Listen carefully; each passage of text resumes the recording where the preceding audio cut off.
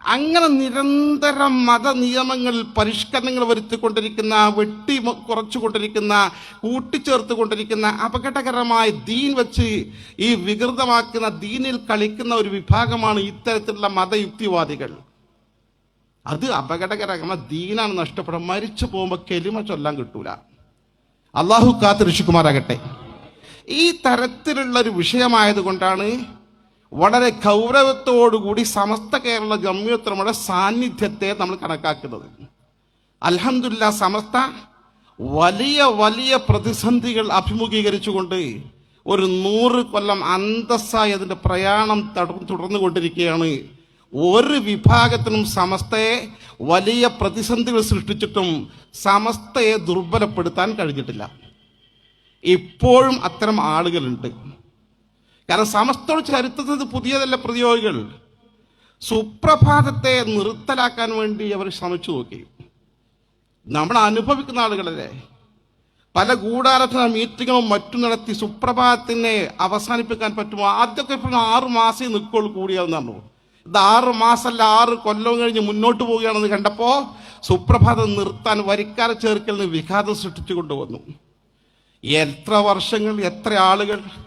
പക്ഷെ അള്ളാഹുവിൻ്റെ ഫദ്ല് കൊണ്ട്, അനുഗ്രഹം കൊണ്ട് സമസ്ത കേരള ജംഇയ്യത്തുൽ ഉലമ തൊട്ടതെല്ലാം പൊന്നാക്കിയ പ്രസ്ഥാനം എന്ന് പറഞ്ഞതുപോലെ സുപ്രഭാതത്തിന് പോർലുമേൽപ്പിക്കാൻ ഒരെണ്ണം വരിക്കാരെ പോലും ചുരുക്കാൻ ഇവർക്ക് ആർക്കും സാധിച്ചിട്ട് അജയ്യമായി മുന്നോട്ട് പോയിക്കൊണ്ടിരിക്കുകയാണ്.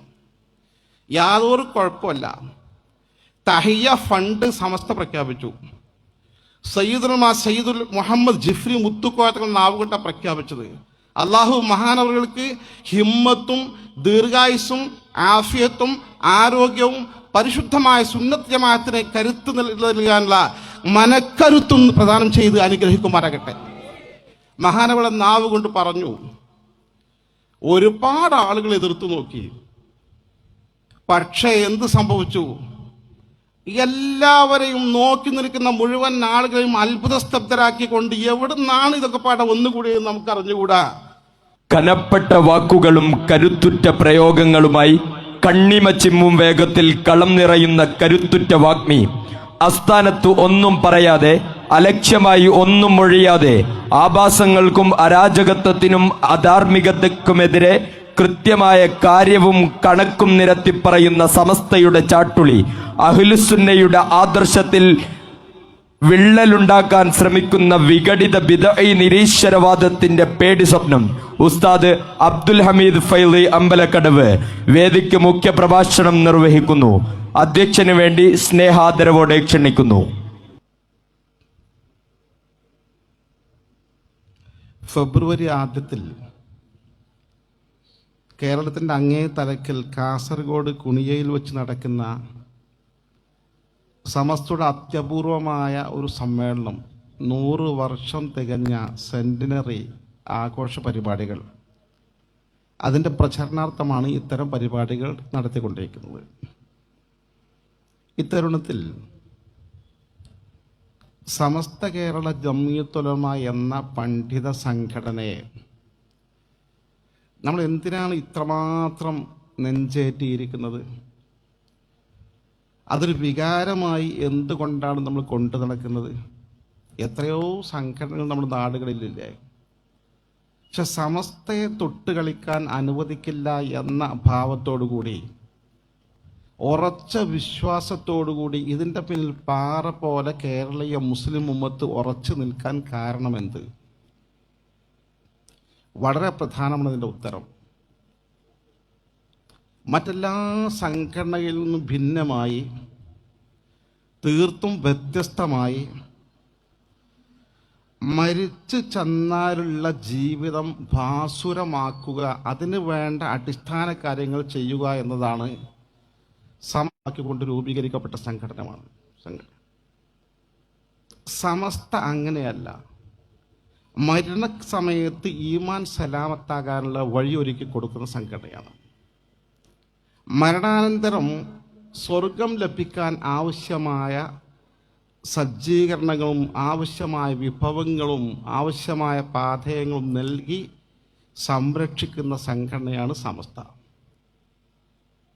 എവിടെയാണോ മുസ്ലിം സമൂഹത്തിൻ്റെ ഈമാൻ തെറ്റിക്കാൻ ആരാണോ പ്രത്യക്ഷപ്പെടുന്നത് അത് സസൂക്ഷ്മം വിലയിരുത്തി അത്തരം വ്യക്തികളായിരുന്നാലും അത്തരം കക്ഷികളായിരുന്നാലും അവരെ തെരഞ്ഞു പിടിച്ച് വിശദമായി പഠിച്ച് ഇത് ഫേക്കാണ്, നമുക്ക് അംഗീകരിക്കാൻ പറ്റാത്തതാണ്, ഇന്ന കാരണങ്ങൾ കൊണ്ട് എന്ന് എണ്ണി പറഞ്ഞ് മുസ്ലിം സമൂഹത്തെ 100 കൊല്ലക്കാലം ബോധ്യപ്പെടുത്തി കൊടുത്തത് കൊണ്ടാണ് കേരളീയ മുസ്ലിം സമൂഹം ഇന്നും അഹ്ലു സുന്നത്തി വൽ ജമാഅത്തിന്റെ പിന്നിൽ പാറ പോലെ ഉറച്ചു നിൽക്കുന്നത്.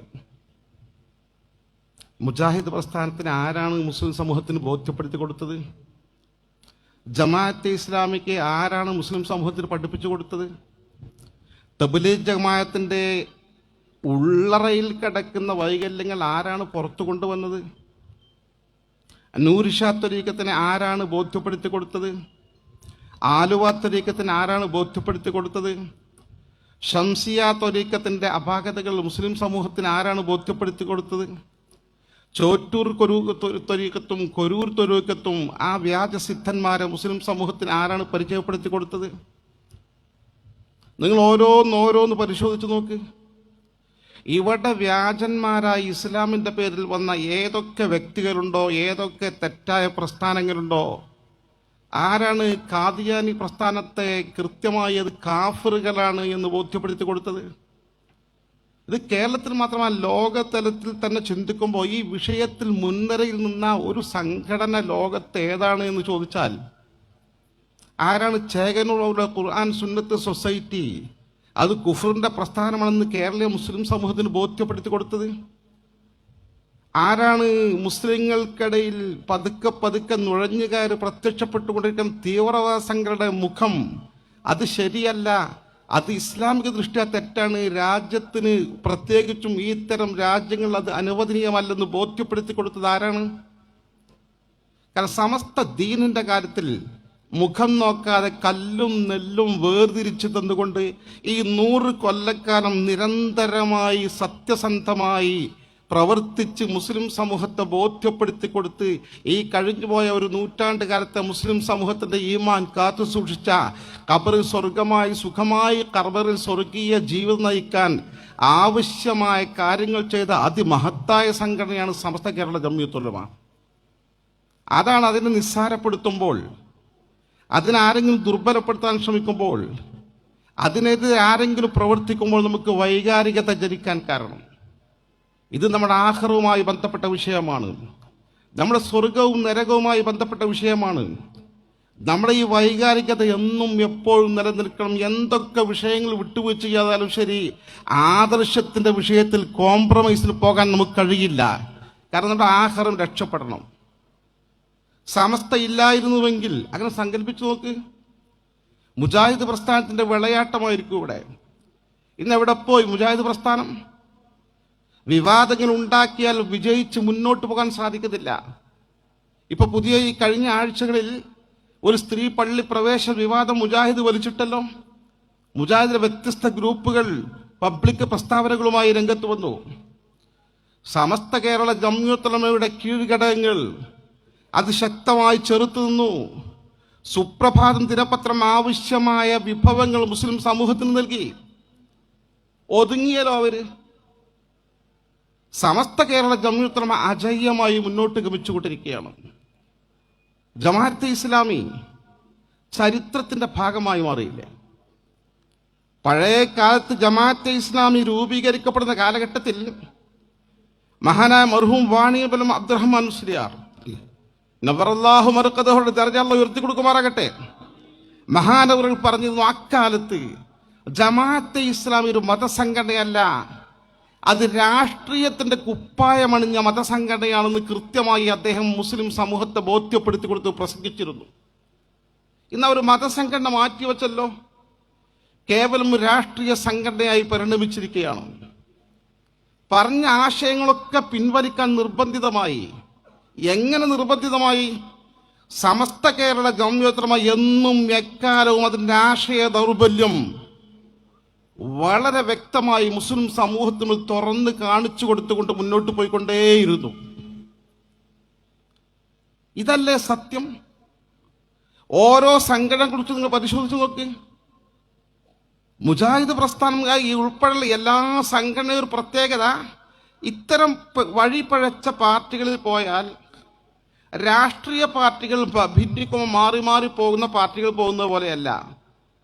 ഈ വഴിപഴച്ച പാർട്ടികൾ പോയാൽ, ബിദഈ പാർട്ടികളിൽ പോയാൽ, ഈ മതയുക്തിവാദികൾ എന്ന് വിശേഷിപ്പിക്കപ്പെടാവുന്ന ഈ കക്ഷികളുടെ കൂടെ പോയാലുള്ള അപകടം, അത് പതുക്കെ പതുക്കെ പതുക്കെ കുഫറിലേക്ക് എത്തിച്ചേരും. അതതിൻ്റെ പ്രത്യേകത. അത് കുഫറിലേക്ക് ഒറ്റ ഘട്ടത്തിൽ ഫസ്റ്റ് ഘട്ടം തന്നെ ഒരാൾ മുജാഹിദാൽ കാഫറാകണമെന്നില്ല. പക്ഷെ ക്രമാനുഗതമായി പതുക്കെ പതുക്കെ അപ്പുറത്തേക്ക് പോകും.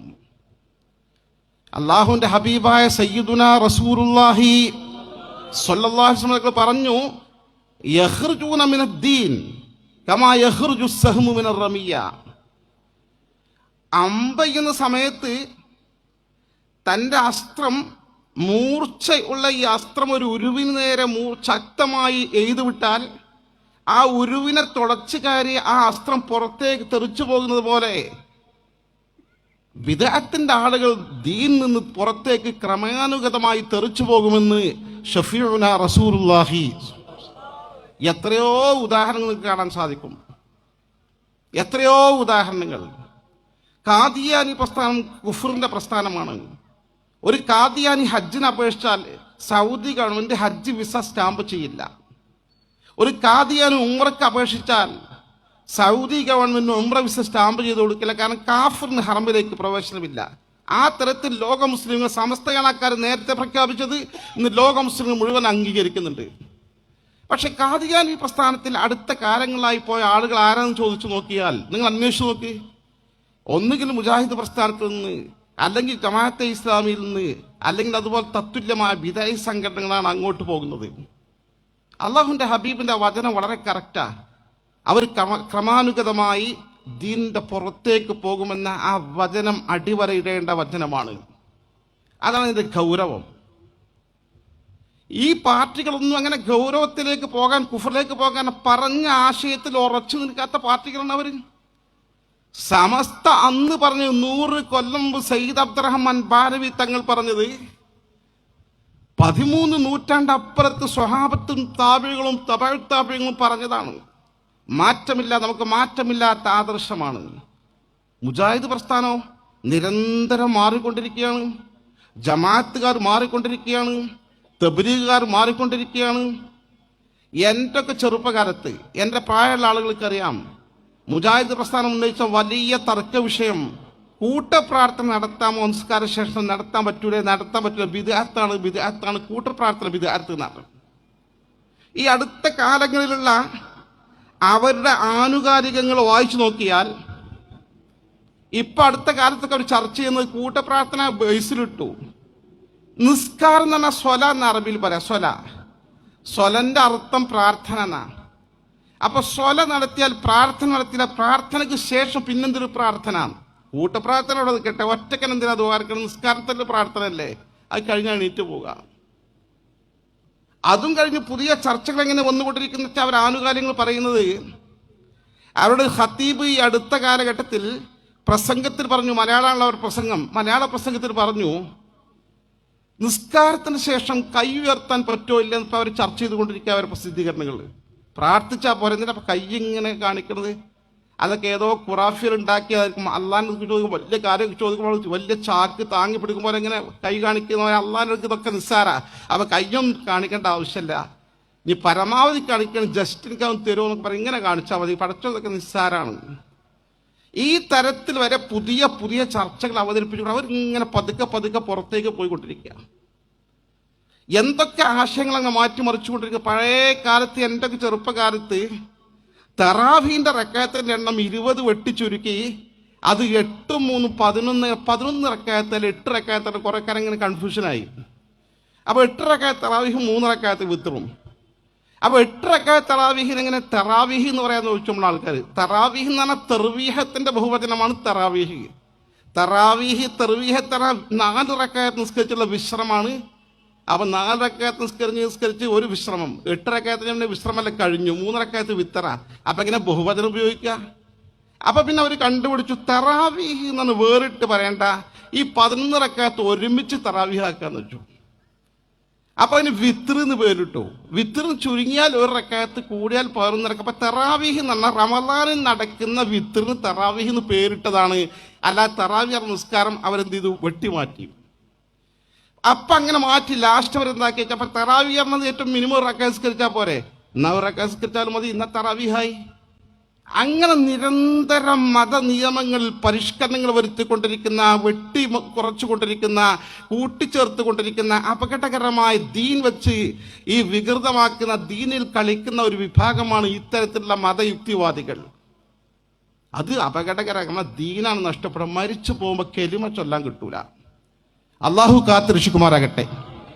ഈ തരത്തിലുള്ളൊരു വിഷയമായതുകൊണ്ടാണ് വളരെ ഗൗരവത്തോടുകൂടി സമസ്ത കേരള ജംഇയ്യത്തുലമയുടെ സാന്നിധ്യത്തെ നമ്മൾ കണക്കാക്കുന്നത്. അൽഹംദുലില്ലാഹ് സമസ്ത വലിയ വലിയ പ്രതിസന്ധികൾ അഭിമുഖീകരിച്ചുകൊണ്ട് ഒരു 100 കൊല്ലം അന്തസ്സായി അതിൻ്റെ പ്രയാണം തുടർന്നുകൊണ്ടിരിക്കുകയാണ്. ഒരു വിഭാഗത്തിനും സമസ്തയെ വലിയ പ്രതിസന്ധികൾ സൃഷ്ടിച്ചിട്ടും സമസ്തയെ ദുർബലപ്പെടുത്താൻ കഴിഞ്ഞിട്ടില്ല. ഇപ്പോഴും അത്തരം ആളുകളുണ്ട്. കാരണം സമസ്തയുടെ ചരിത്രത്തിൽ പുതിയതല്ല പ്രതിയോഗികൾ. സുപ്രഭാതത്തെ നിർത്തലാക്കാൻ വേണ്ടി അവർ ശ്രമിച്ചു നോക്കി. നമ്മൾ അനുഭവിക്കുന്ന ആളുകളല്ലേ. പല ഗൂഢാലോചന മീറ്റിങ്ങും മറ്റും നടത്തി സുപ്രഭാതത്തിനെ അവസാനിപ്പിക്കാൻ പറ്റുമോ? ആദ്യമൊക്കെ 6 മാസം നിൽക്കുള്ളൂ കൂടിയാവുന്നതാണ്. ഇത് 6 മാസമല്ല 6 കൊല്ലം കഴിഞ്ഞ് മുന്നോട്ട് പോവുകയാണെന്ന് കണ്ടപ്പോൾ സുപ്രഭാതം നിർത്താൻ വരിക്കാര ചേർക്കലിന് വിഘാതം സൃഷ്ടിച്ചു കൊണ്ടുവന്നു. എത്ര വർഷങ്ങൾ, എത്ര ആളുകൾ. പക്ഷെ അള്ളാഹുവിൻ്റെ ഫദ്ല് കൊണ്ട്, അനുഗ്രഹം കൊണ്ട് സമസ്ത കേരള ജംഇയ്യത്തുലമ തൊട്ടതെല്ലാം പൊന്നാക്കിയ പ്രസ്ഥാനം എന്ന് പറഞ്ഞതുപോലെ സുപ്രഭാതത്തിന് പോർലുമേൽപ്പിക്കാൻ ഒരെണ്ണം വരിക്കാരെ പോലും ചുരുക്കാൻ ഇവർക്കാർക്കും സാധിച്ചിട്ട് അജയ്യമായി മുന്നോട്ട് പോയിക്കൊണ്ടിരിക്കുകയാണ്. യാതൊരു കുഴപ്പമില്ല. തഹിയ ഫണ്ട് സമസ്ത പ്രഖ്യാപിച്ചു. സയ്യിദുൽ മുഹമ്മദ് ജിഫ്രി മുത്തുക്കോയത്തങ്ങൾ നാവുകൊണ്ടാണ് പ്രഖ്യാപിച്ചത്. അള്ളാഹു മഹാനവറുകൾക്ക് ഹിമ്മത്തും ദീർഘായുസ്സും ആഫിയത്തും ആരോഗ്യവും പരിശുദ്ധമായ സുന്നത്ത് ജമാഅത്തിനെ കരുത്ത് നൽകാനുള്ള മനക്കരുത്തും പ്രദാനം ചെയ്ത് അനുഗ്രഹിക്കുമാറാകട്ടെ. മഹാനവറുടെ നാവ് കൊണ്ട് പറഞ്ഞു. ഒരുപാട് ആളുകൾ എതിർത്തു നോക്കി. പക്ഷേ എന്ത് സംഭവിച്ചു? എല്ലാവരെയും നോക്കി നിൽക്കുന്ന മുഴുവൻ ആളുകളെയും അത്ഭുതസ്തബ്ധരാക്കിക്കൊണ്ട് എവിടുന്നാണ് ഇതൊക്കെ പാടെ ഒന്നുകൂടിയെന്ന് നമുക്ക് അറിഞ്ഞുകൂടാ. പണ്ട് മണ്ണാർക്കാട് തെരഞ്ഞെടുത്തപ്പോൾ നമ്മുടെ സുഹൃത്തുക്കൾ, മറുവിഭാഗം സുന്നി സുഹൃത്തുക്കൾ പറഞ്ഞിരുന്നു, അവിടെ വോട്ട് ചെയ്യാൻ കരിപ്പൂർ എയർപോർട്ട് മലക്കൾ ഇങ്ങനെ ഇറങ്ങിക്കൊണ്ടിരിക്കുക അറിഞ്ഞിരുന്നു എന്ന് പറഞ്ഞ പോലെ എവിടുന്നാണ് ഈ കാശ്? ഇതിൻ്റെ സ്ക്രീനിൽ ഇങ്ങനെ നോക്കിയാൽ അങ്ങനെ 100, 1000, 10,000 അപ്പോഴേക്ക് ലക്ഷമാവും, അടുത്ത് 20 ലക്ഷം, അങ്ങനെ 21 ലക്ഷം, ഇങ്ങനെ കോടി, പിന്നെ മാറി മറിഞ്ഞുകൊണ്ടിരിക്കുക. അത്രമാത്രം ജനസമൂഹം സമസ്ത കേരള ജംഇയ്യത്തുലമയോട് ബഹുമാനവും ആദരവും മനസ്സിൽ കാത്തു സൂക്ഷിക്കുന്നവരാണ്. കാരണം അവരൊക്കെ വിശ്വസിക്കുന്നത് ദീൻ നിലനിൽക്കണമെങ്കിൽ, സുന്നത്ത് ജമാഅത്ത് നിലനിൽക്കണമെങ്കിൽ സമസ്ത കേരള ജംഇയ്യത്തുലമയ്ക്ക് വേണം. രാഷ്ട്രീയ പാർട്ടികൾക്ക് വോട്ടിന് വേണ്ടി ഏത് സമയം ഏത് വിഭാഗവുമായി നീക്കുവെക്കാം. ഒരു സുപ്രഭാതത്തിൽ തബ്ലീഗ് ജമാഅത്ത് രംഗത്ത് വന്നിട്ട് അവർ പാർട്ടിക്ക് പിന്തുണക്കാൻ ആ പാർട്ടി അവരെതിർക്കൂല. ഇപ്പുറത്ത് വന്നിട്ട് വേറെ പാർട്ടി, നമ്മൾ എതിർക്കുന്ന പാർട്ടി വന്നിട്ട് ഞങ്ങൾ രാഷ്ട്രീയ പാർട്ടി നീക്കുവെക്കാറെന്ന് ആ രാഷ്ട്രീയ പാർട്ടി പിന്നെ അവരെതിർക്കൂല. കാരണം അവർക്ക് വോട്ടും ഈ രാജ്യത്ത് നിലനിൽക്കാനുള്ള അധികാരവുമാണ് ആവശ്യം. അത് ആവശ്യമാണ്. പക്ഷെ സമസ്ത കേരള ജംഇയ്യത്തുലമയെ സംബന്ധിച്ചിടത്തോളം ആദർശ വിഷയത്തിൽ അള്ളാഹുവിൻ്റെ ഹബീബും പഠിപ്പിച്ച സ്വഹാബത്ത് കൈമാറിത്തന്ന ഈ പരിശുദ്ധമായ സുന്നത്ത് ജമാഅത്തിന്റെ ആദർശത്തിൽ ഒരു പോർലും ഏൽപ്പിക്കാൻ ഒരാളെയും അനുവദിക്കില്ല എന്ന കണിശമായ നിലപാടുമായി സമസ്ത കേരള ജംഇയ്യത്തുലമ മുന്നോട്ട് ഗമിച്ചുകൊണ്ടിരിക്കുകയാണ്. അതിനെ ദുർബലപ്പെടുത്താൻ, അതിനെ തളർത്താൻ, അതിനെ ഇല്ലായ്മ ചെയ്യാൻ ആരെങ്കിലും ശ്രമിക്കുന്നുവെങ്കിൽ ആ ശ്രമം കേവലം വ്യാമോഹം മാത്രമാണ്. സയ്യിദ് മുഹമ്മദ് ജിഫ്രി മുത്തുക്കോയ തങ്ങളുടെയും ബാക്കി 39 മുഷാവറ മെമ്പർമാരുടെ നേതൃത്വത്തിൽ കഴിഞ്ഞ 100 വർഷക്കാലം മുന്നോട്ട് പോയ ഈ പ്രയാണം ഇനിയും ഇൻഷാ അല്ലാഹ് തുടരുക തന്നെ ചെയ്യും. അള്ളാഹു തൗഫീഖ് നൽകി അനുഗ്രഹിക്കുമാറാകട്ടെ. അന്തസ്സോടെ ആത്മാഭിമാനത്തോടു കൂടി നമ്മൾ മുന്നോട്ട് പോകാൻ സമസ്തക്ക് കരുത്ത് പകരുക. അള്ളാഹു തൗഫീഖ് നൽകി അനുഗ്രഹിക്കട്ടെ. അസ്സലാമു അലൈക്കും വറഹ്മത്തുള്ളാഹി.